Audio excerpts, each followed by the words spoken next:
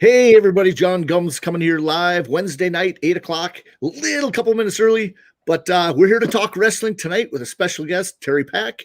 Terry Pack has got great news for us all when it comes to wrestling. He's been doing it 24/7, 12 months out of the year, I'm pretty sure. And he's held tournaments. He's done so many things. USA Wrestling's coming to his place. He's facilitating those. Got tons of questions to ask him. Basically, and then on the far right, I'll have just quick introduce himself. It's Bill Holton. Again, those that are out there, I know we got new people watching all the time. I'm Jon Gums. I'm owner and editor of Dakota Grappler. Been around the sport my whole life, of course, and I'm here to promote it. Coached many, many years. I've got a son involved. Basically, Dakota Grappler was started in 1999, and we've been promoting ever since. But so, Bill, I'll let you talk a little bit, then we'll ask Terry some questions right away. Yeah, Bill Holton here, obviously from central North Dakota, the Carrington area. Been around the sport my whole life. Started, obviously, as a wrestler and did some coaching and finishing up a stint as a wrestling dad. And just a big fan, obviously, of the sport. And just love to come on here and talk wrestling to anybody we can. And it's great tonight to have Terry come on. He's got a lot of experience and a lot of stuff going on down there in South Dakota and elsewhere around the country now. So I'm excited to hear what's going on. Okay, well, Terry, I'm going to ask you a couple questions. Just one to start off. Tell me, first of all, you can introduce yourself, and then tell me where you grew up and when you started wrestling. Yeah, Terry Pack, and, I've been running Legends of Gold now off and on since I was coaching college. This is about 26 years. We formed in 1991, so it was our first year of Legends of Gold. And I grew up in Sloan, Iowa, not very far, not that far away. It's right down the road here in Northwest Iowa. Okay. So you went to Sloan, and then where did you wrestle in college? Yeah, I did. I went to the Marine Corps and then came back out and finished at Iowa Central and Westmar University in Linares. Okay.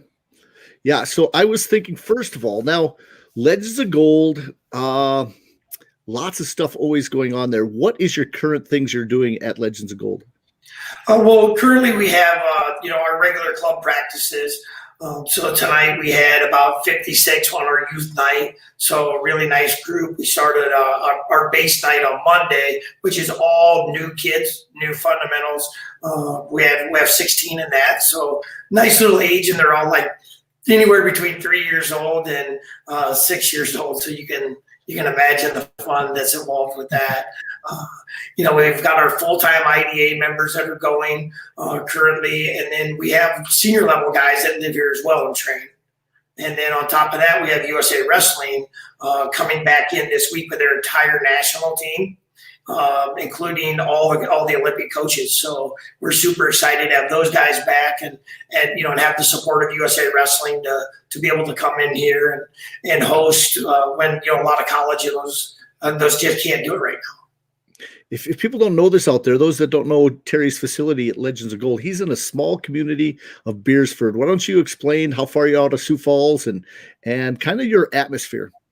Yeah, so we have a 40-acre complex. We're about a half a mile east of Beersford, town of about 2,000 people, and we're about 30 minutes straight south of Sioux Falls and about 35 to 40 minutes straight north of Sioux City. So we're just kind of right off the main highway. And, like I said, we're going on 10 years now. We're just starting our 11th year. We just celebrated our 10-year anniversary. So we're really excited to be here in the Midwest. And, this is where wrestling grew up at. And as far as I'm concerned, the best wrestling in the country is the Midwest.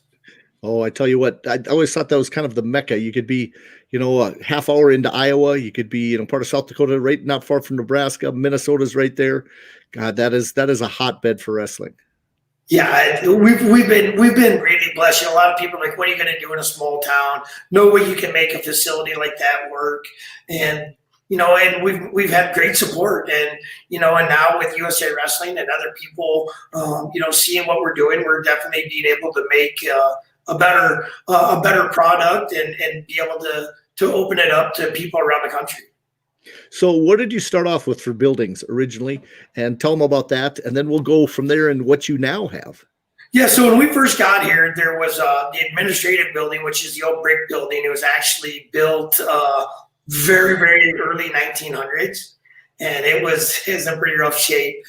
There was two dorms that were here when it was at Woodfield Center, so it was a boys and girls home. So those dorms were here, but obviously the place hadn't been lived in about 2 years. So when we bought it, it was closed down.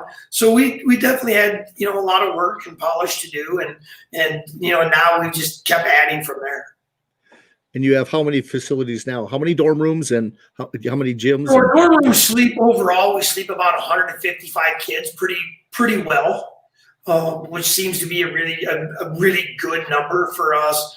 Though they're all bunk style, so it's going to be very common to your normal dorm that you would see at a college.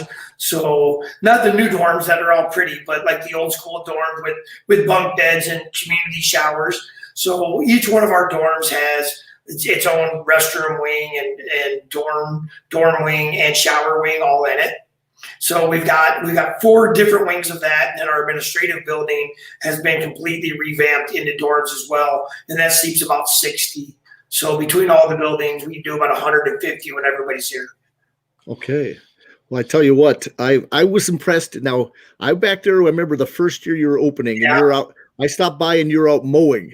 And the first thing I laughed about is you took me on a tour and you said the basketball hoops are still up or something. I'm going, wrestlers don't mind playing basketball. There might be a little bit of blood. It's not like good basketball, but it was never good basketball. We had Colin Jensen and all those guys wrestling Nebraska. All those guys were coming to camp and literally they just beat the hell out of each other the entire time. So you started off with camps, and then you kind of progressed and started to get some live-in. Now, how did that kind of facilitate itself? How did it come to that? So we've been working with USA Wrestling for a little bit on trying to figure out the best way to try to catch the United States up, especially Greco-wise.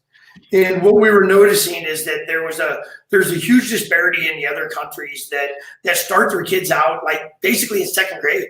By 4th, 5th, 6th grade, those Russians and Bulgarians, they're living in a facility, for lack of better terms, kind of like an orphanage, and they're wrestling all day long. Same with my Romanians. I've had a lot of Romanians that I've trained and went to college for me when I was coaching college. And that was the thing that we saw is like they're starting them young. How can we get people to love Greco-Roman wrestling and start them young? So that was the bid that we started with. Then as we started to talk to a lot of the Division I coaches, we sat down with Lee Pritz and Teague Moore and a lot of D1 coaches and Chris Bono and all these guys, and we said, what do you see as the biggest hole in wrestling in the United States? And all of them said the same thing: middle school wrestling. It's a black hole of wrestling. It's where everybody gets lost. It's where people decide they're not going to wrestle.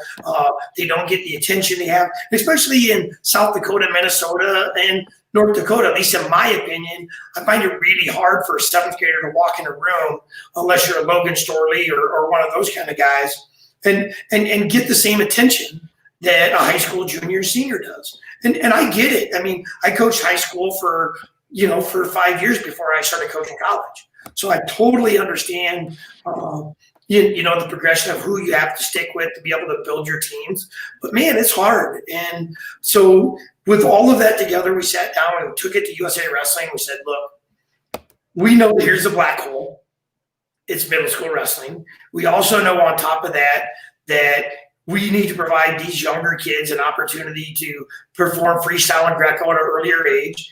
And so we took it to the OTC and we sat down with USA Wrestling and they totally bought into the project. And, we've been collaborated ever since. Okay.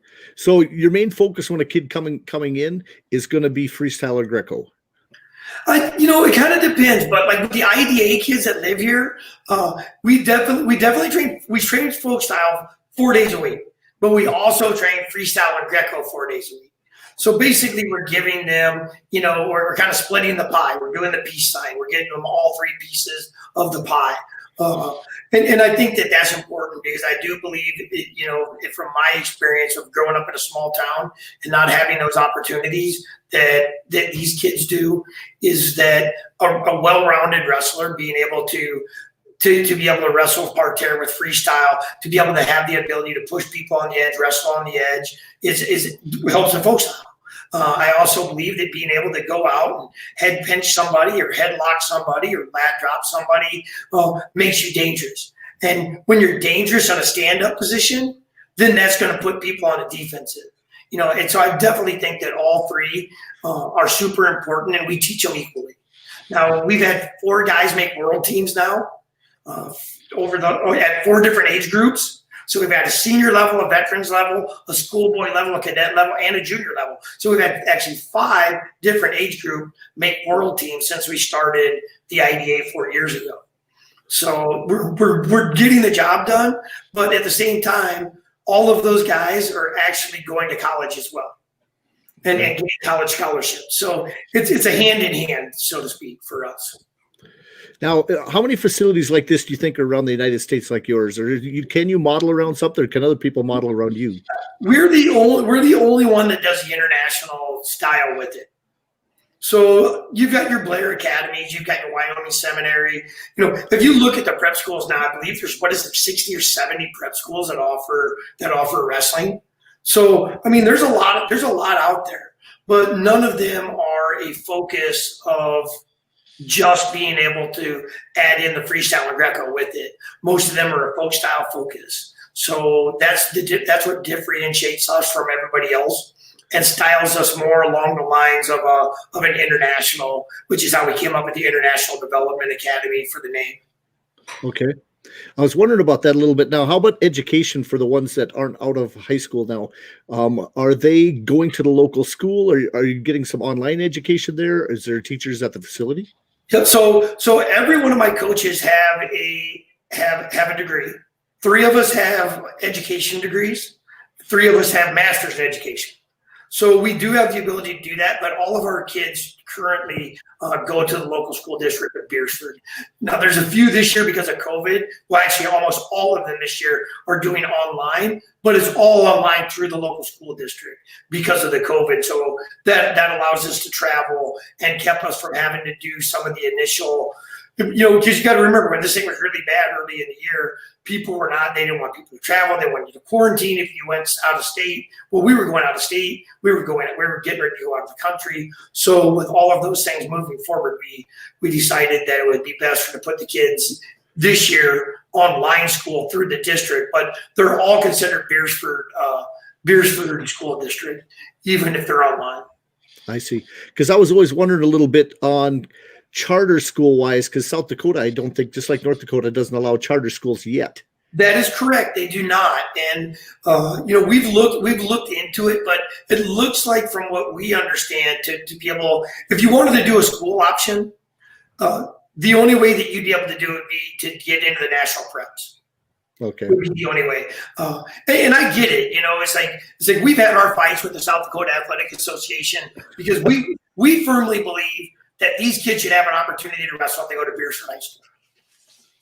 And what they tell us is, you can come here, but you can't wrestle because it's an inherent advantage because you live at a training site that does wrestling. But they could play football and they could run track and they could do every other sport, but they couldn't do wrestling. And really, and I have mixed feelings on it. I get it in a way as being a former educator and athletic director at the college level. I 100% understand what they're trying to do, which is protect the integrity of the sport. So I'm okay with that. I'm okay with that piece. But I also believe that there's a lot of kids that would have had a better advantage to be able to be here because they would have been able to make world teams at the same time. They would have been able to train at the Olympic Training Center at the same time. And they would have had opportunities that most people would never get the opportunity to do by being able to live here. So if they live here, that's what negates them from competing. Now, Kellen March and all those guys, they can open and roll, but they can't live on campus. So they could go to Beersford, like they did, like Kellen as a freshman. Galtz and all the other people from North Dakota obviously moved here. Yep, but Dakota. I see both sides of the coin.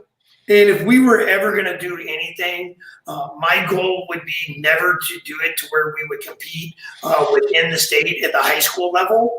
It would be to get that high school level to be able to get into the national preps and to be able to go compete with a Blair and a Wyoming Seminary and those kind of schools, because I believe I think that's a better option for what we would want.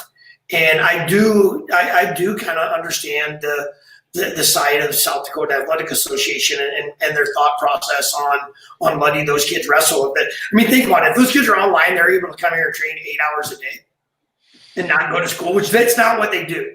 That's not what they do, because, we've had them all enrolled in school. This is the first year that we've ever done online, and that's because of COVID. Right. But, as a rule, they don't do that. They go to school all day, and then they would come here and they would train freestyle, Greco, and folk style, and we'd take them to national level tournaments. And for us to get to the high school level, there's a lot of hoops to jump through to get into the national preps. And that's something that we're actually exploring, because I do believe that it's a huge benefit. It's growing around the country. I think if you think about it this way, is a lot of these academies didn't shut down during COVID. They didn't go compete, but they didn't shut down, which meant that, think of the advantage that someone would have had if they would have been in the prep school during that time, whether they played baseball, football, wrestling, basketball, whatever it is. And then go a step further. Look at the educational piece that they got that the rest of our country is missing out on. Mm-hmm. And we don't have any prep schools in the Midwest. They're all in the pretty sunshine states of California, in Texas and Florida. And, I would like to see at some point that direction with where we're at. But I don't know that that's anything that'll come into fruition anytime soon. Well, that makes complete sense, because what's interesting is I've always wondered the advantage of living in Florida for baseball. I love the sport of baseball. In fact, that was probably my best athletic ability but they had 9-12 months a year to play. And I'd have the 3 months in the summer and a few wet days in the fall and the spring. And so I could never compete at a national level, but what if I could have, and you're bringing that opportunity to wrestlers that could have, should have, and, and can, but now it's now separating. And you've been on my site for a long time. I've allowed you to put anything on there because I want to promote the sport. And there's been some controversy on my site, and I don't want to get into that too much. But basically, some of these kids going to some of the other high schools, the Shunkies, and some people. I know it's jealousy. But I also understand some of their side. But I want the best for wrestling. 100%. And honestly. I just had this conversation actually with one of the D1 coaches yesterday that was calling about kids. And like I told them, in a perfect world, where I'd have every kid go to school? Beersford High School. Because then I can legally work with them, because they'd be in town. Mm-hmm. We could go get a coach here to go be an assistant coach at Beersford High School. We don't do that. We've never tried to interfere with that process. Right. Now, people think we do, but we don't. Because if we did, I would be selfish, and I would feed everybody to Beersford, South Dakota. I mean, these kids come to the IDA, like Ace and Rice and a Keller, and those guys, they come to the IDA for 2 years, and then they open and roll to where the best opportunity is for them. And it's really no different than what people already do. The problem is people associate it differently because it's L.O.G, and it's not – it's not Salem, it's not McCook, it's not Freeman, it's not Sturgis, it's not somewhere already in the state that these people have been here for 100 years on. And I think that's the piece where people don't like it. But the fact of the matter is this: people are doing it anyway. Look at Graff. Graff had been to Custer forever. Is he in Custer this year? No. What did he do? He transferred. Come on, guys. How many people in the old day transferred to Sturgis? Sturgis was I was coaching college at that time, and there's not a single person in the country that I talked to college-wise that didn't know that people moved from their hometowns to go to school there. Mm-hmm. I mean, you can look back not that long ago, 2 brothers separated homes to go to one there and one at the other school. 20 miles away? So come on, man. We get that. We get the rap because I'm not. I feel we get the rap because I'm not. I'm not a homegrown South Dakota guy. But here's the one thing I am homegrown to: wrestling. I've freaking done wrestling my entire life. I love wrestling. I 24 hours a day, 7 days a week. I raise other people's kids to give them the opportunity to do this. They pay $7,500 a year. Hell, that's what Pinnacle charges to not live there.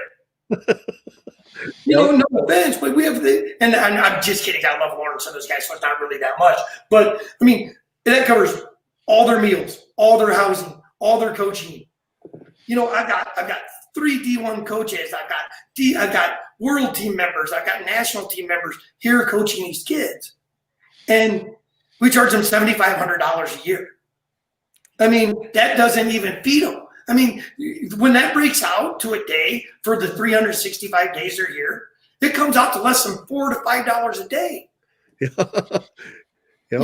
I'm not doing this to get rich, and everybody's like, "Oh my God, he's making $1 million." I wish I was.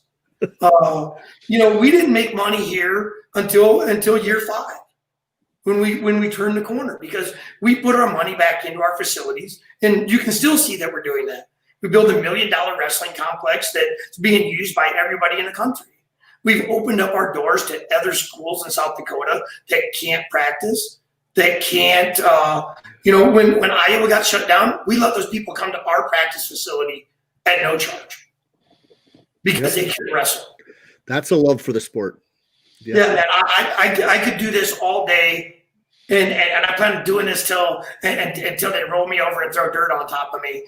And so I think that people make a misconception of my passion and L.O.G's passion as some type of arrogance. And it's definitely not that at all, man. I am humbled by what this state has given me.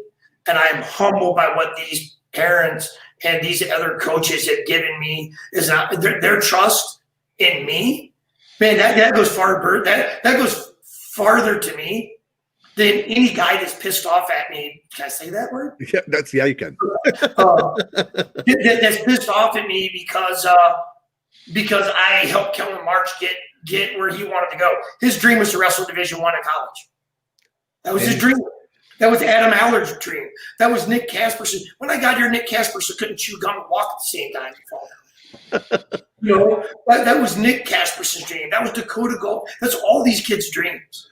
And some of them just wanted to go to college and get educations, and like an Eli Cardone and all these other guys that have come through the program that just love wrestling. And people mix it up. Man, just because you don't love wrestling as much as them, you shouldn't judge them. I mean, because they love wrestling. It's what they want to do every single day of their life, and that's okay. I mean, I think that's okay. Same as somebody wants to go fishing every day of their life. I don't like to fish. I care less. But you know what? Good for them. Good for them to be able to live their dream every single day. And, yeah, man, so we've taken a lot of heat, and honestly, I don't even know what most of it was for. They think we recruit people's kids. I've never went to a tournament and took a flyer or walked to an athlete from another team and said, "You should come to Legends of Gold." In fact, we don't even do local tournaments for the last 6 years I've been here, that I can hardly think of that we even do a local tournament or two. So in my mind is I want wrestling to go. And I go to bed at night blessed by the people that are here, not by the people that are complaining about me being here. Awesome. Well, we had a guest, an Olympian, on last week. I don't know if you got to catch it up. We had Andy. I did catch part of it. He's great. Andy Rovat, and he's doing something special too. Now, here's one thing that COVID has done. Kind of allowed people to step back, and clubs that were normally in the school have actually had to step out of their normal boundaries and have a facility, have a building, and see what people are doing that are really putting on their own clubs and having to raise a little bit of money. And all of a sudden, guess what? They notice that people have to be committed and basically step out and do more to really see that wrestling's worth it to them. And I tell you what, and people step up with it, they really want to. And that's what I love. They do, man. And I know of at least 3 schools right now in South Dakota that aren't allowed to be able to go to their local club and practice. They had to go out and rent facilities, and it's terrible that they have to do that. But man, so are you mad that Aberdeen rents a strip mall, or that Brandon Valley rents a freaking space out in town? Are you mad at them? Do you hate them because they have the passion to go outside of their realm as coaches to provide opportunities for youth kids?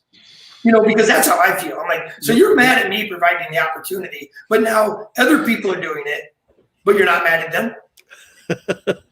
Yep. So true. I'm so humbled, like I said, by the people that support me. And my mom always used to tell me, and she passed away a couple years ago. And when I started this thing, and there's some really rough days, and I'm going, what in the hell did I do? I gave up a college coaching career to come and do this, and to get bashed by the people that I'm trying to support. I'm like, this is crazy to me. And she always just told me, and I know it's kind of cliche, but she's like, follow your heart, go to bed with nothing on your shoulders to think that you did something wrong for somebody. And if you can do that, then you're going to have a good life no matter what you do. And I live by that. And like I said, I'm doing what I love every single day. No. And I think, the Midco Sports kind of talked about that when they came in, but man, people can do and say whatever they want. And I'm cleaning people's toilets. I'm serving their food. I'm cooking for their kid. I'm helping their third grader that comes here that we have a third grader who lives on campus.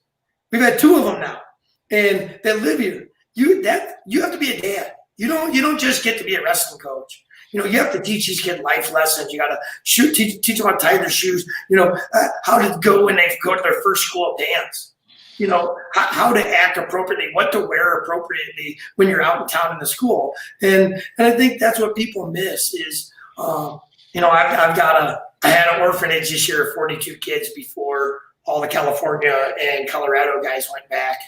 Now my orphanage is down to 11. And I love each one of them like they're my own kids, and that's why I get angry. That's why I get passionate. Like I said, people mistaken it as anger, or people mistaken it for arrogance. It's not his passion, man. I will fight to the death for these kids. I will fight to the death for my family, and this is my wrestling family. And I do it all day, every day, and until the sun doesn't shine anymore. Okay. Well, let's get off the controversy part just for a bit, but that's good. I tell you what, because that clears some air for some people, and I'm hoping it does. I'm hoping it really does, because I think some people have kind of did the old conspiracy theories out there for a long time, and people kind of ride with it. So I'm proud of what you're doing. And just you know that too, because I tell you what, it takes a lot to step out and to make kids better. It's the same thing when you're a teacher. You don't always get all the accolades, but when you're doing your job. Yep, so true. Now, I want to ask you, and Bill's probably got some questions, but I want to ask you one question about mindset that you start to teach your kids as they start going through your program. Could be from a 3rd grade, could be from 3, but I'm hoping once they start getting to that area where they know they want to go to the next level, what are you trying to instill in them? Well, the one thing that I think that will supersede everything is being able to show kids work ethic. Because work ethic will take them in everything. It's going to take them in the classroom. It's going to take them in the wrestling room. It's going to take them on all that. And that's the one thing we teach. We really want them to understand that there's a work ethic and there's a structure. So even with our little guys, like tonight we had all those little kids, it's chaos, but it's still structured chaos. It's still structured chaos. And I think that structure is amazingly good for kids. And I think the discipline is good for kids. So, for us, we want kids to come in right away and learn to work hard and learn discipline and when to talk. They have to do it in school.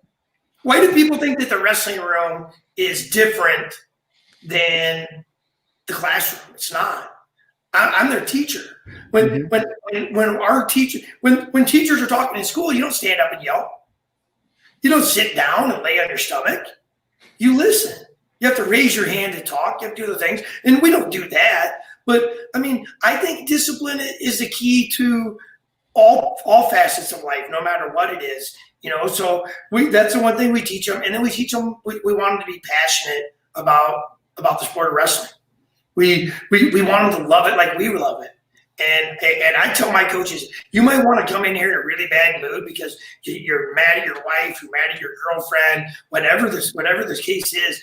But when you walk your butt in this room, those little kids better think you want nothing else in life to do but to be here. And I think they feel that and they feed off of it. So I would say about a core philosophy. I would say it's discipline and teaching these kids the passion and for them to see role models that love it like I want them to love it. Okay, awesome. Bill, right away. I've got more, but yeah, I could come up with 100 questions, but so the athletes you've got at the that are resident athletes there now, before we were able to move on to the national prep type level, what obviously they're training every day. And how many matches do they get a year or week, month? I mean, and obviously COVID year's a little different, right? But I would say this though, COVID's been different, but there's been opportunities. You just have to travel. Absolutely. Rocky Mountain Nationals have been running in South Dakota for a while, right? I mean, all the way back for 2 months ago. So there's opportunities. You might have to travel to Kansas City. You might have to go to Omaha. You might have to go to Wisconsin. But there's been opportunities. I would say the normal of our older kids, like when Caden Moore, and I say that because you got the Northern hat on. So like when Caden, Billy, and Garrett, and we had those high school kids, they probably got their match count cut about 50 to 60% of what they normally did. Our youth kids are probably getting 35 to 50 matches in from like a September to an October or September to like a May.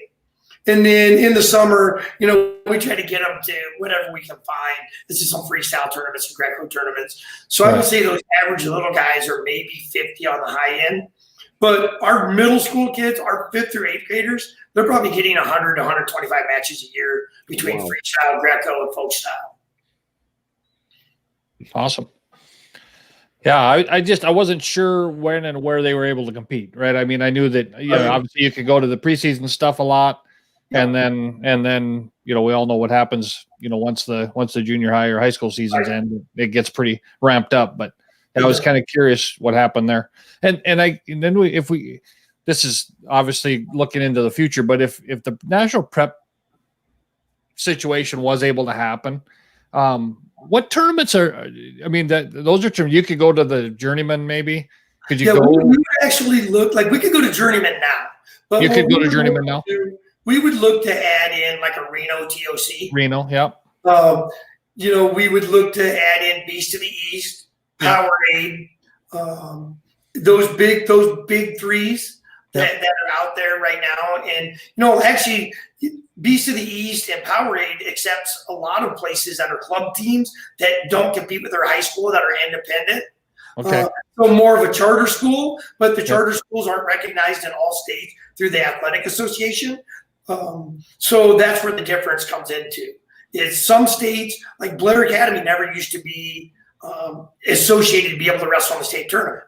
Right. And now they can wrestle in the New Jersey State tournament. That's fairly new, consider how many years they were not able to do it. So, now after 10, 15, 20 years of Blair, they've been able to be able to change that thought. But for me, I still don't think that. I'm actually siding again with that South Dakota Athletic Association. Like, if those guys are wrestling a national prep schedule and wrestling in the national preps, why the hell should they have the opportunity to go wrestle in the New Jersey State Tournament or the Florida State Tournament or the Ohio State Tournament or any of those that have these clubs? I don't like it. And that's not something that I would ever to be an advocate of if we're able to go to a prep school. Is I would, there might be like a big dual meet tournament that they might let us in. But as a rule, I don't want to wrestle. If our kids are wrestling the national preps, they shouldn't be wrestling in the South Dakota State Tournament or the Iowa State Tournament or the Minnesota State Tournament, in my opinion. Yep. No, makes sense. So now to a different subject, you mentioned the senior level guys are coming. Is that the kind of a training camp getting ready to go overseas to France here? It is. Weeks, or is that what it is? They're bringing the roster, man. They're bringing everybody. So Mango's going to be here. Adam Kuhn is going to be here. Farmer's going to be here. The little Mango's here. Ellis is here. Coleman is here. All of our Olympians are all on site because the Olympic Training Center is closed down. And we are the next closest simulation of the Olympic Training Center in the United States. Other than a college, we're the next best thing. Well, maybe, but we're the only thing, I guess. We'd like to be the only thing, yeah. We're good to have it.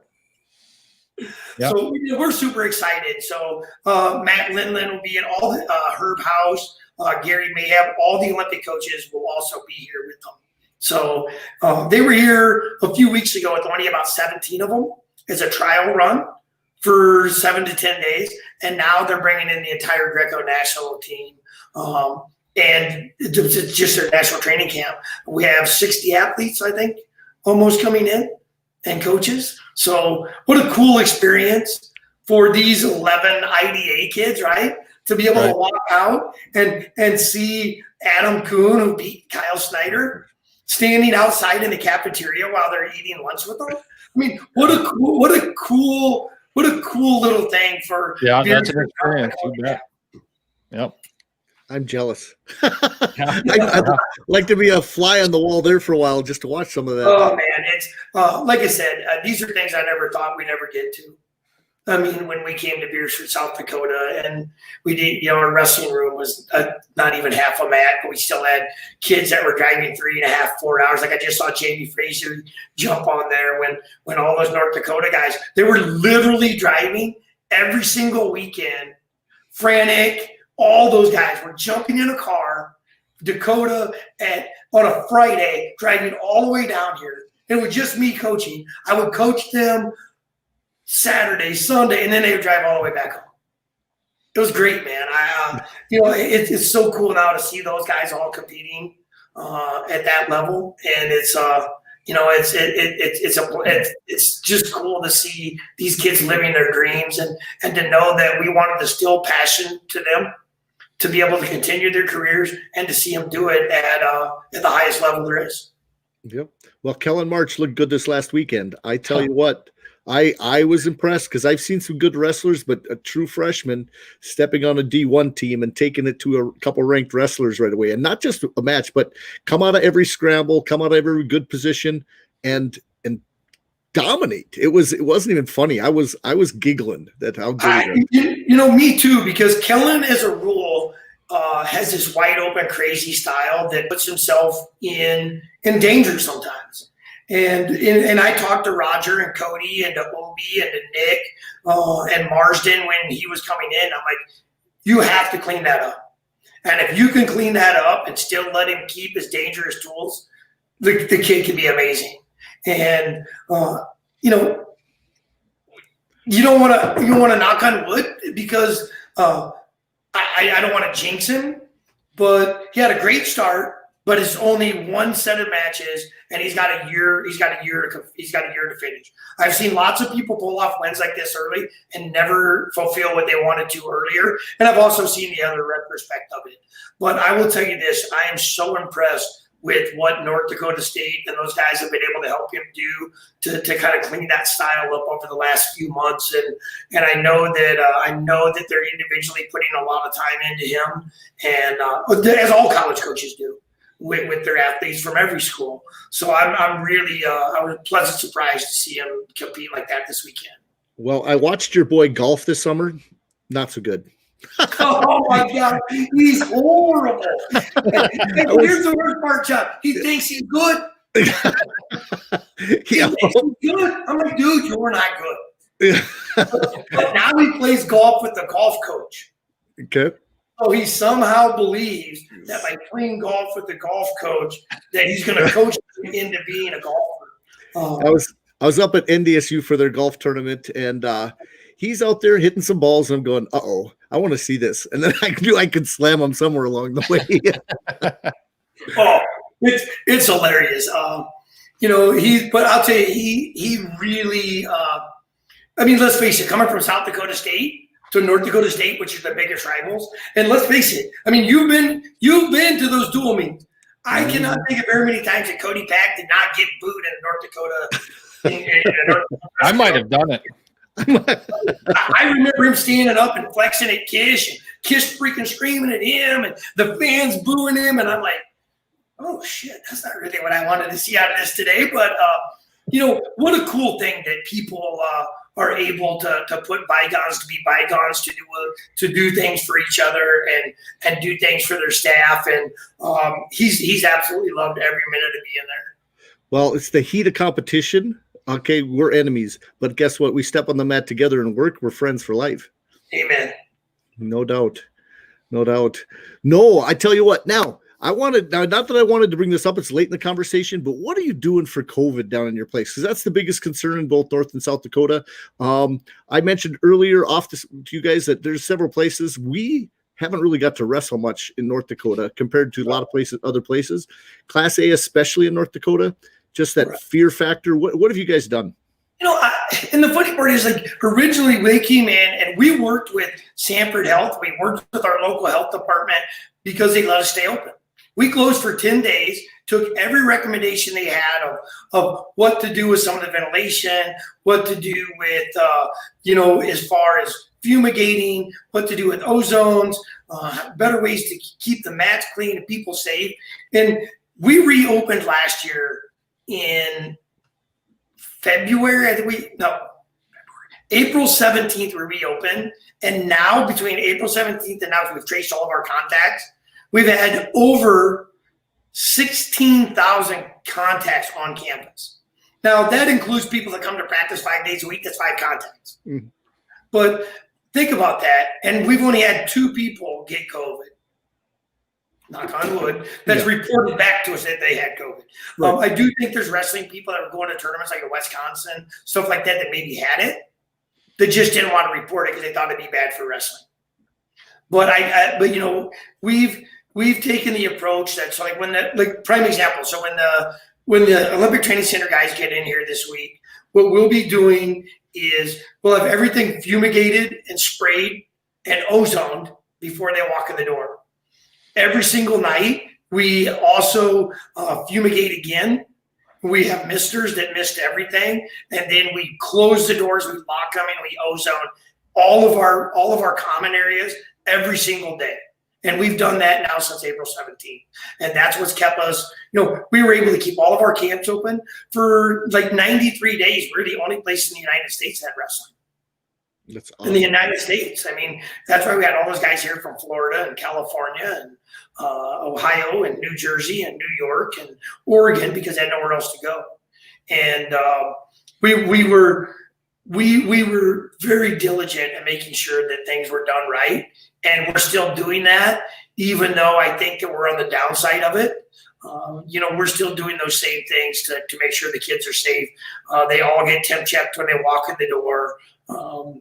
And that's pretty much where we're at. We have some medical grade foam that we're able to get from one of the hospitals that we use every single day on anything that's exposed.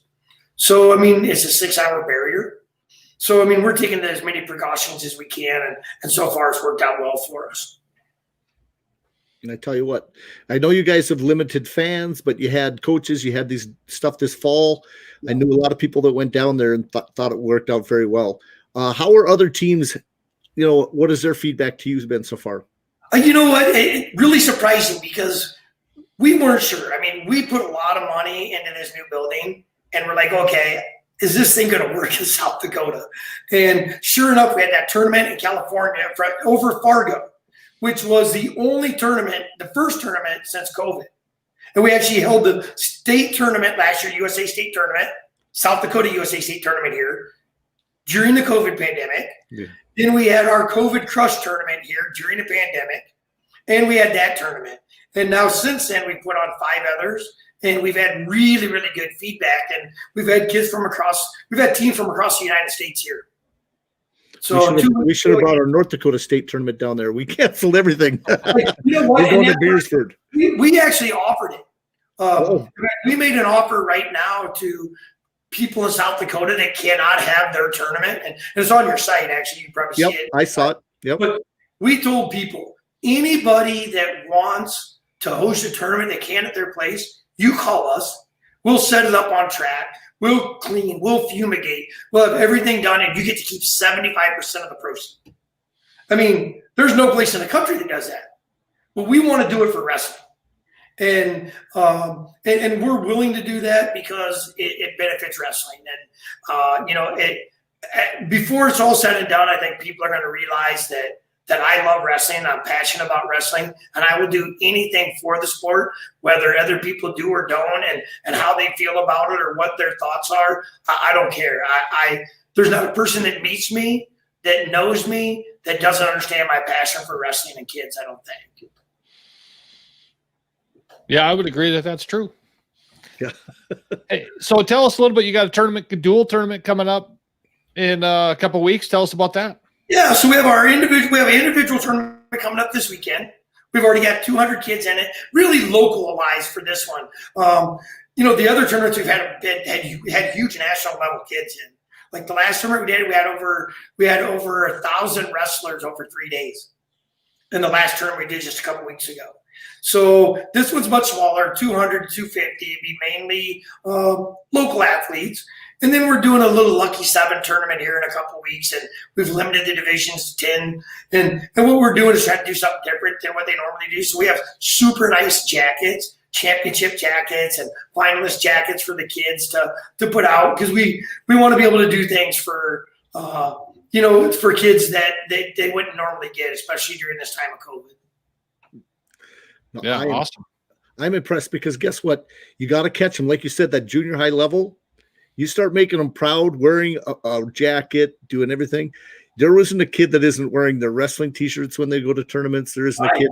There's a pride factor to all that. And we went to Winter Nationals this past weekend, and at our tournaments and stuff, we were selling a bunch of our singlets, our L.O.G singlets. And I was so confused about 40 times this weekend. I kept walking up thinking that we had a kid wrestling, and it wasn't. But they had our shorts on, our jackets on, and our stuff on, and they had all their championship. We gave championship and finalist singlets for our duels and that stuff the last couple weeks. They were all wearing those. It's super cool to see the brand, move forward. Yeah, definitely. So what is your biggest goal now? Did you do something special in Vegas? Are you doing something in Legends of Gold in Vegas? What's your your goals and plans for the future? Yeah, like currently we have a site in Montana, we have a site in Indiana, and our site in Vegas we've been talking to a lot of the people at USA Wrestling, because that's where they always had that's where they have world trials every year. That's where they have big Western Regional. That's where they have a lot of the big US Open for years and years. So they've all needed, there's been a need for a facility in Vegas. Now we're way smaller than what they would have liked, because we're running about a mat and 3/4. It looks a little bigger in the pictures, but our goal is to provide that opportunity, especially in those areas. And that is really, that facility is really geared towards women's wrestling. Even though it's we have men, we have high school guys and youth, but the women's team out of there, I think right now they might have 4 girls that were on U.S. national and world teams that are training there. So cool opportunity for them. And I believe in women's wrestling, and people don't know this, but when I was at Neosho County coaching college there, we were the first junior college team in the United States to have women's wrestling. and they got dropped 3.5 years in when a new president came in because they thought it was sexist. And now look, we were pioneers for something that they didn't even know happened. I'd like to find that lady right now and send her an email. I gotta just send her a picture. But I just really think that that there's been some real changes. Joe, can you see what they're writing? Yeah. I'm good looking. Compared to Joe, yeah. Yes, look, they all know you, Joe. You can't get by with that. Yeah, so I mean, it's been great. It's been good, and we're just hoping to continue to grow. But this is where we're at, and we're done trying to put anything else branched out. We're happy with these small branches that provide opportunities for the rural kids of Montana, and then that bigger city for Vegas. What are you doing for your coaches that you have there and stuff? Well, you mean as far as who they are? Yeah. Tell me your coaches' names. Yeah. I love the names. Yeah. So we have Malcolm Allen, and a lot of the guys from that area probably know Malcolm because he was a national runner-up at Mankato State. He was 5th at Senior Nationals just a few weeks ago. Last year we had Thilke and Cody and all those guys here. Thilke now is in the Army. Cody's coaching at North Dakota State. But we just recently hired Sean Boyle. A lot of people know Sean Boyle because he beat Gilman twice in his college career at the duels. So a lot of people know Sean. He came from Edinburgh, kind of a good wrestling college. So he's been with us since September. And then we have Anthony Linares. He's been a longtime Greco guy. He went to Northern Michigan. He's placed at the U.S. Open several times. He's placed at the trials. He was a college All-American, so he's kind of done all facets of it. And then Tony Shunke, a lot of people know Tony from his career. He actually wrestled for me in college and then went to Northern Colorado, was All-American there, coached Division I with those guys. So we've been super blessed to be able to do it. We just hired Leif Dominguez in from Gilroy, California, and we got a great staff. I mean, we're happy to have that kind of staff here in the middle of nowhere. And we have every week covered. So it's just been it's been a really good go ahead for us. Team Vision Quest, Colorado had a great workout at L.O.G. in Vegas in December. Yeah, great. I mean, we're super excited about that site, and like I said, I think it's got the growth concept to be a lot bigger and a lot better down the road. And plus, I want to go out there once in a while. Gives me a reason to go out there now, right? My wife can't yell at me just saying I'm going to Vegas. Yeah, I have a friend that put a business in Hawaii. He's always been because that's where the wife wanted to go all the time, and so she can go check the business out. Yeah, there you go. Tax write-off. Tax write-off, definitely. So, Bill, you got any big questions? I got looking for a little insight. You spent a lot of time with the Greco guys at the senior level. You're around Matt Lindland. What do we need to do as a nation to move up the ladder a little bit worldwide in Greco? And part of it is exactly what you're doing, right? Well, I think this is a start of it. But I think what people forget is that, like, if you go to the world, like when we were in France a couple of years ago, and same with Budapest, people are like, oh, look at all the freestyle guys. Because the arena's packed, right, in France. And then Greco comes in, and it double fills what freestyle does. What people don't realize is Greco-Roman in nearly every country is what folk style is to the United States. So if we would go, think about this. If France and Bulgaria and Romania came over here and wrestled folk style, we would beat the brakes off of those dudes. It's the same thing with us doing Greco. That's what people don't understand. Almost all of those places are Greco first and freestyle follow-up, where we are folk style first, freestyle second.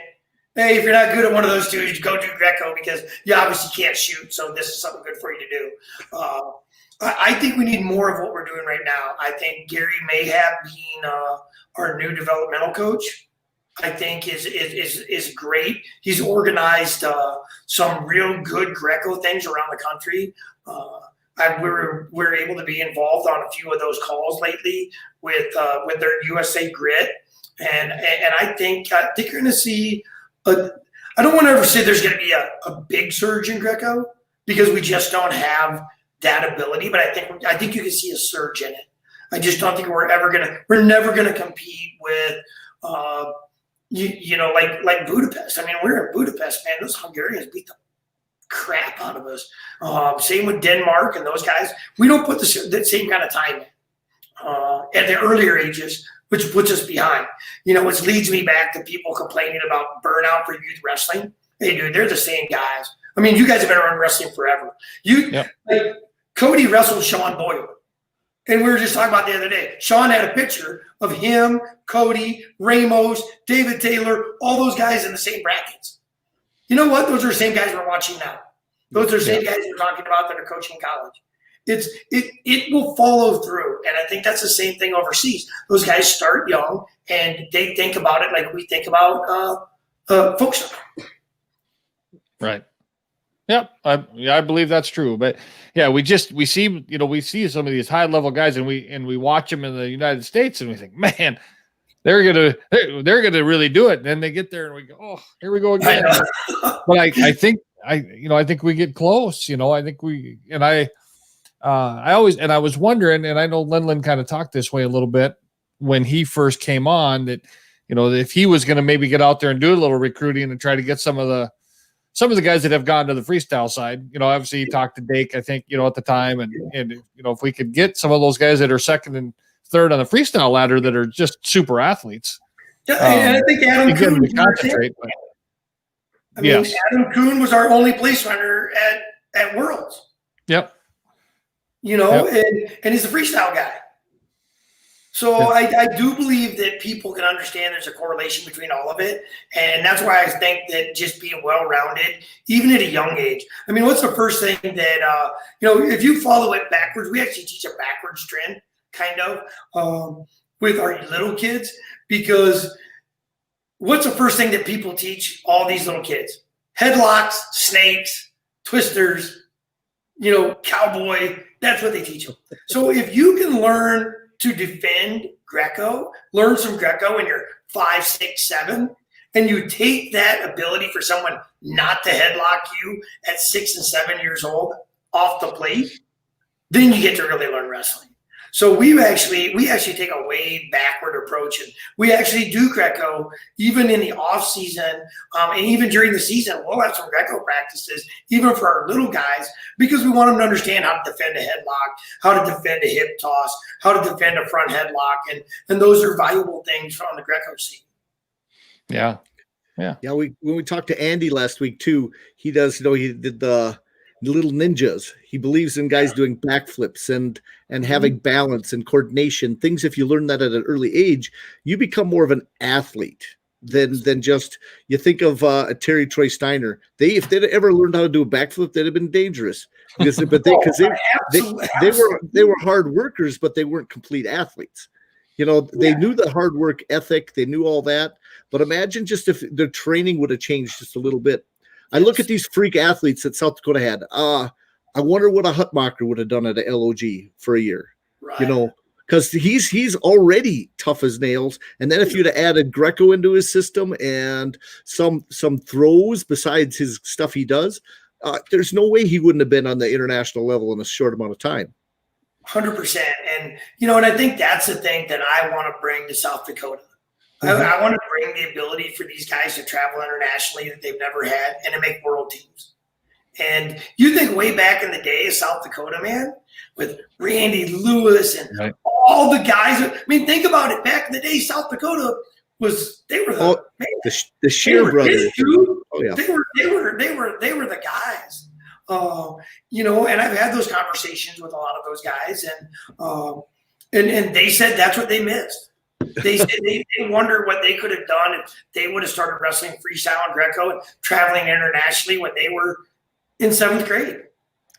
Even though they're Olympians and they're all those things, I still hear that from a lot of those guys when we meet up, that there's something that they wish they could have even started a little sooner, because that was their passion and love is freestyle and Greco as they got older, but they weren't exposed to it a lot when they were younger.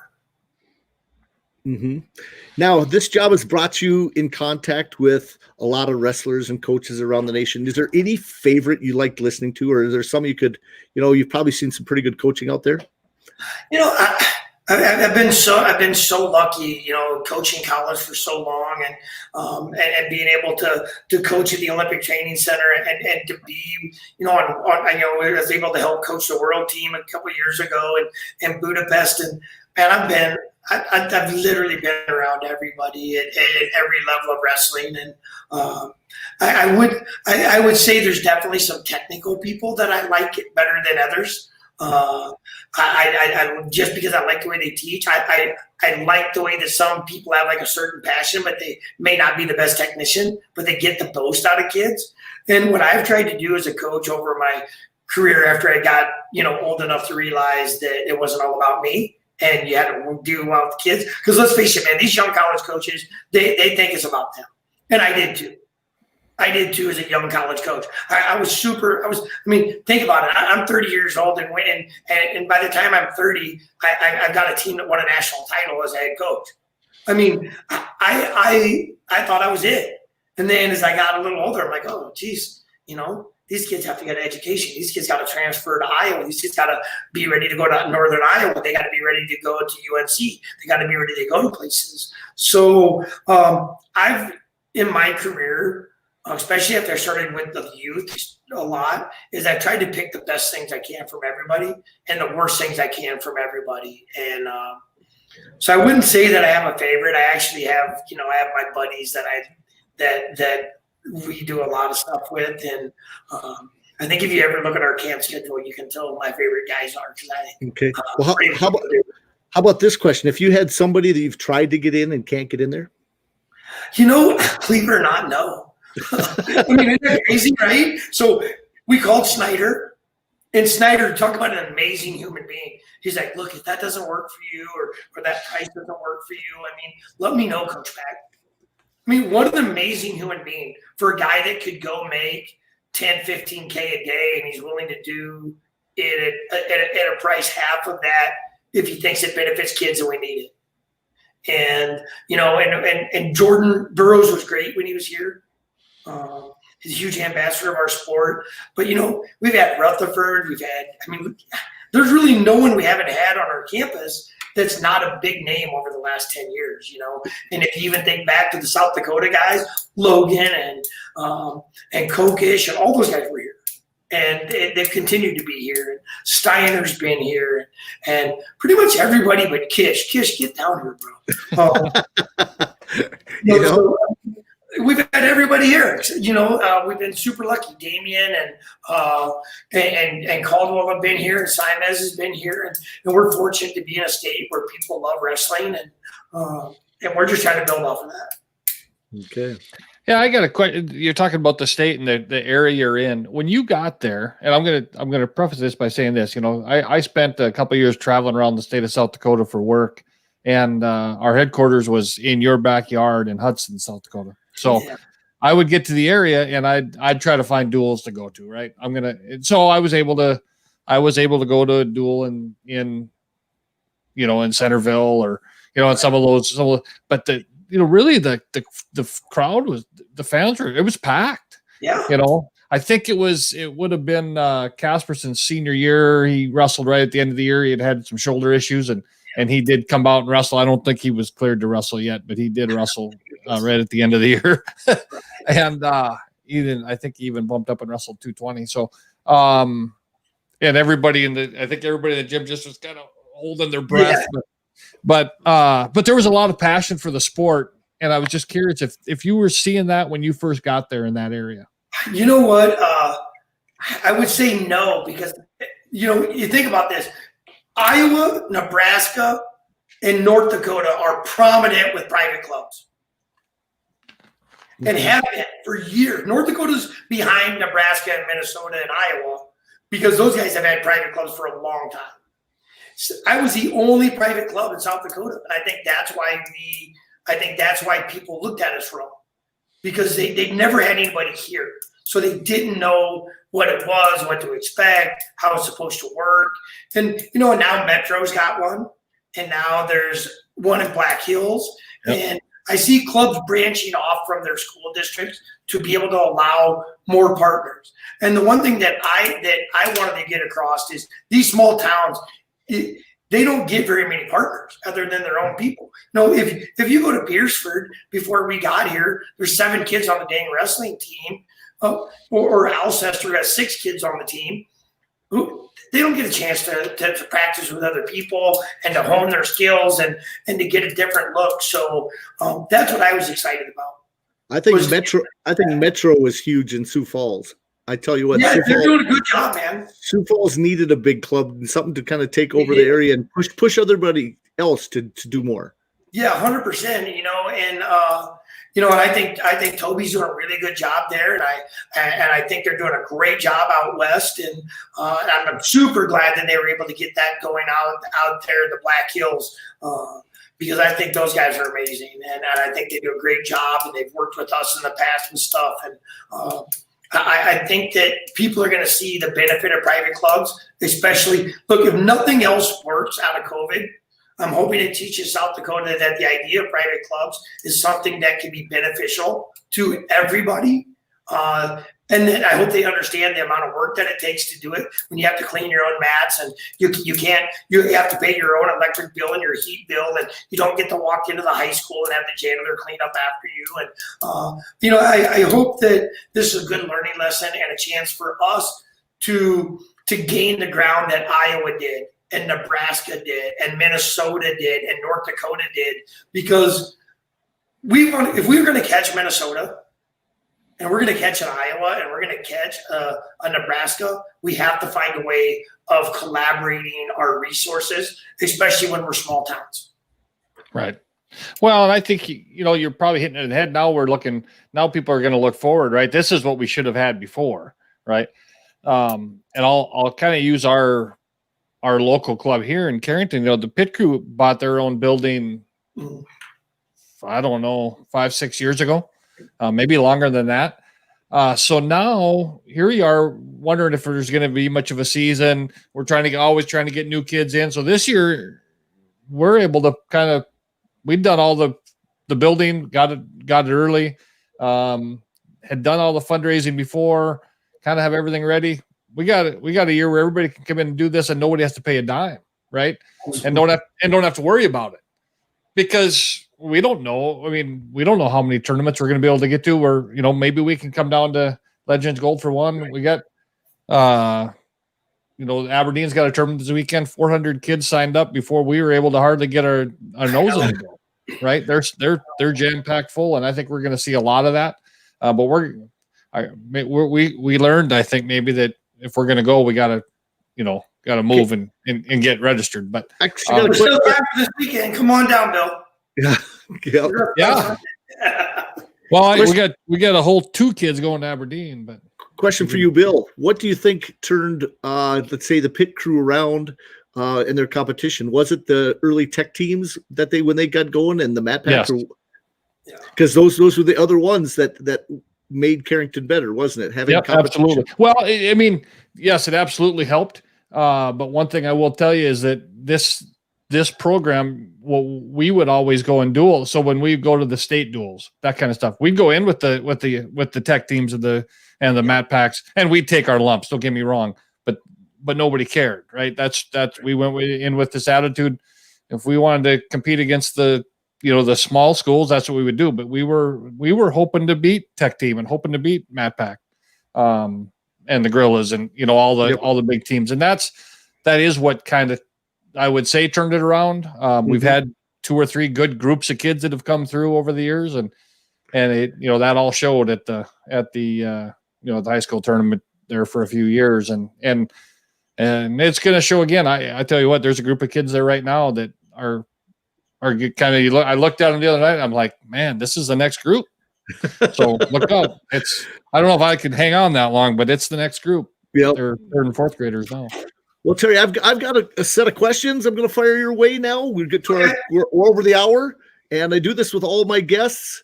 And so let me go to this. I did something on the side. Can actually throw the questions up on the screen so people can see them too. This is I have kind of my stages of things, but here's my rapid fire questions. I call them here. Okay. First question: Gatorade or Powerade? Gatorade. Gatorade guy. Popsicles or dilly bars? Oh, dilly bars for sure, man. What kind of dilly bar? You know what? I just like that. I like just I like the chocolate and the white. It's just Okay. You usually want to ask, do you eat the chocolate all off before you get to the ice cream? You know what? I actually do sometimes. What's crazy is I've got guys I golf with that they'll buy, like after golf, they'll have their wife stop by and drop by a box of dilly bars, and they won't give the dilly bars to the guys that eat them. They'll only the guys that have the chocolate on the outside for forever. Oh yeah. Okay, next one. Mama's boy or rebel? Definitely a mama's boy. Okay. Fast paced or consistently slow? Always fast, man. Keep her rolling. Yeah, okay. Physical or mental athlete? For yourself first. For myself, it was physical. Okay, and then your athletes. Most of my athletes are mental. Okay. Which I've learned later is a bigger part than I ever dreamt it was, is being the mental athlete. Yep. I think my dad beat it into me to be mentally strong. That's kind of the way all of us were in that era, right? Yep. Favorite holiday?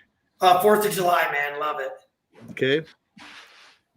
Dan Gable or Cale Sanderson? Man, I've known Dan for a long time. I got to go with Dan. Love Cale. He's a good friend of mine as well, but Dan Gable's a man. You're old school like I am. That's how it goes. Yeah, We've only had, out of all of our guests, we've only had one Cale Sanderson, and that was last week. So, I'm serious. 100 people. Yep. Yeah, and he's still pretty young. Probably. Yep. Okay. Favorite number? 7. And any reason? What's the 7? Lucky number 7? Honestly, Vegas? no. I still remember the young kid. Everybody called everything Lucky 7 via, that I'm just always stuck in my head. If I get to pick something, that's what I pick. We've had a lot of wrestling coaches go 2 for takedown. I like that. It goes to show you I didn't even think of that. So. Yep. Okay. Best wrestler you've ever wrestled? Probably Kenny Monday. He beat the brakes off of me. So Kenny Monday. Good one. Good one. Any habit you learned in wrestling that you still do today? I had this old high school wrestling coach named Jack Harrison, and he would always make practice fun because he would sing these little songs, and he would change the words. And I literally probably do that at least probably dang near every practice. And it's just, and you know what? The kids think it's funny. The parents think I'm an idiot. And it's just something that I've always picked up from Jack, and I still do to these days. And then, Bill, you got any crazy question for him? I don't have any. No. Okay. Those are my quick rapid fire questions, and always kind of fun just to get some personality out of some people. But I usually get my last words out of people. Bill, last words tonight. We're sitting at hour 15. We can talk a little other wrestling too, Bill, if you want. Some other stuff right after this, but last words this way. No, hey, I'm just. It's always fun to get on here and talk about wrestling. I'm excited. We got the Division II wrestling season, and SIC kicks off tomorrow night. All the teams get going tomorrow night, except for I think Augustana and Parkside will wrestle Saturday at Parkside. But everybody else will go tomorrow night. A couple here in North Dakota, a couple one in Minnesota. Yep. Are you going to go to Minot, Bill? Pardon me. I don't believe so. I think I'm going to stay home and try to watch some on video. So okay. We do have Carrington's got a home duel too. I'm torn. I don't know what I'm going to get done, but I'm sure I'll be sitting in front of the TV at least watching the Northern State Upper Iowa duel and probably have a couple screens going and catch some of the rest of it too. Jim will be a little depressed. Yeah. I don't think he'll notice I wasn't there. Mankato, yeah. I guess the exciting part coming up this weekend. We got 2 big wrestling cards on Flow Wrestling. We got Friday night. We got the Spartan RTC wrestling. So you'll see Dake wrestle. You'll see. I guess it's Dake's wrestling, Gabe Dean's wrestling, Yanni and Ashnalda wrestling. I mean, that'll be a heck of a match. I mean, there's gonna be some. We're gonna see some great matches then, and then. I would say Saturday we got the match of the century, right? We got Taylor and Burroughs. Yeah. Who you picking, Terry? And Look, I've known David since he's a little kid because him and Cody were the same weight and they've trained together. But I just really want to see Jordan Burroughs in this thing the best that he can. And I think he's a great ambassador of our sport, and I think David will be. But I'm just going to go with my heart on this one. And I hope that it's Burroughs, knowing that Dake is pretty damn tough. Yeah. Be a great match. And then, we got some other great matches on that card too, obviously. So it'll be exciting. It'll be a great night for wrestling on Saturday night. So, I think some other great wrestling, right? Big Ten season kicks off. Yep. Minnesota wrestles Nebraska. Right. I can't remember the rest of the schedule off the top of my head, but that's one that's kind of in our neighborhood. So, okay. We're going to see some good wrestling this week. It's happening.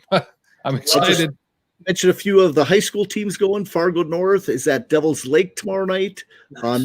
Northern Lights is at Kenmare tomorrow night. Got West Fargo and Fargo Davies, which could be an interesting duel tomorrow night. I haven't got to see enough of the West Fargo stuff, and Davies has got an okay team. That could be interesting out in the East. Then Cheyenne goes against Fargo South. Cheyenne's got quite a few more wrestlers than Fargo South, so that should be an easy win there, but we'll see how that goes. Good matchups. New Salem wrestles Killdeer tomorrow night, and Wapaton and Valley City. We also then on Friday have Jamestown is at Bismarck High. We have Beulah at Des Lacs Burlington. We have Jamestown. Let me think who else. I know Valley City is at Fargo Davies coming up this weekend. I know Mandan and Century go, and so does Turtle Mountain and Century. And then let me think who else. Century again goes against, I think, Dickinson. So have quite a few matches coming up this weekend. And so, Carrington will have the home duel. They got triangular with Central Cass, so we get to see Jake Deutsch back wrestling again. Great. Tomorrow night. So he took a little hiatus to play basketball last year. Exactly. So I blame his father for that. You got to blame someone, and that would be a good place to start. I would usually blame the wife, but yeah. Well, normally I would, but Brandy might. Brandy scares me more than Joe. So that'll be good. Yeah, and then and Harvey will be there also. So that's a triangular here in Carrington tomorrow night. So that's. And I noticed Dickinson wrestled Sydney, Montana, and Sydney's got a dynamite team. And Sydney had won that duel. I was going to look at the individual results a little bit more, but I did catch the score like 42-17 or something like that. So Dickinson did win some matches. Sydney was on the edge of being a nationally ranked team. In fact, it's some early things last year, and they were young last year. And they travel well. They usually go to like the Disney duels, and they kind of have this little, COVID stopped them from traveling a lot. They usually have a good little traveling team. So got to see a lot of things out of there. Other than that, guess what? Get out there and promote the sport. Terry, some last words out of you? I'm just going to close it with this. If you're living in the Dakotas, you're living in the best place in the world, man. Because our two states said the heck with COVID. They said the heck with the popular demand. And our kids play football. Our kids are wrestling. And I couldn't think of a better place to live in a country than the Dakotas. So that's where I'm ending it tonight, my guys. Awesome. I really appreciate everything you do for the sport, Terry. Thank you. Anything you need, just keep throwing it my way. I got to come down and visit you again. I got to see the new facility. Would love to have you. And anytime I'll come down for sure this summer. I'll stop through. And other than that, the state wrestling tournament's on the other side of the state, so you won't be there. I won't have to get snowed in and stay in your dorm room or anything, I don't think. But well, if you do, there's a couple of nice places in town I can run you to. So okay, sounds awesome. And I don't know if you golf, but I'd take you out golfing. I usually bring my golf clubs in the summer. Well, I want you to think about this. You saw how bad Cody was. Okay. Multiply that by about 100, and that's how bad I am. I am not good. I spend most of my time drinking and cussing when I'm on the golf course. Well, I have one small story about golfing. I was at the Black Hills that used to bring guys in for their thing, and they brought Tom Brands in one year to do a camp. Now, this is when I was coaching in Mobridge, so this is 25 years ago. And I got paired up. They drew straws, and I got Tom Brands, and he was horrible. And we're in the back hills, and we're with another group of 2 guys, and everybody's having some adult beverages. And I turned over to him and said, if you do not hit this ball this time, I'm going to drop you in these woods and just leave you there. And he goes, you want to wrestle? Oh, no, okay, I'll let you go. Yeah, you're right. Okay, you can do what you want. Yeah, it's okay. You can be really bad. Yeah. Okay. And then I didn't look at the South Dakota stuff. I know Canton and Winter Duel this Saturday. That's a big one in South Dakota for everyone out there. Thanks for that reminder. I did know that. And there's several other things happening in the whole state. South Dakota does have some tournaments. North Dakota has some tournaments too coming up this weekend, but not as much as you can see out there in South Dakota. Again, anything else, Bill? Last thing before we go tonight? No, just go promote the sport. Go watch some wrestling. There's lots to watch now. And keep a positive attitude. Smile on your face. We get to do this. You know, that's what I always say. And guess what? We'll be here again come Wednesday or next Wednesday for sure, 8:00. And then a Sunday, maybe if Bill wants to go again. I'd like to see the last comments. Thanks again. Great tournament in Brandon this weekend. Thank you, Todd. Yeah. And then the comments, guys, feel free anytime to ask questions as we go, because you guys will see these broadcasts again in the future. Guys, have a great night. Dakota Grappler Live. Catch you again. Greatly appreciate it, guys. Thanks.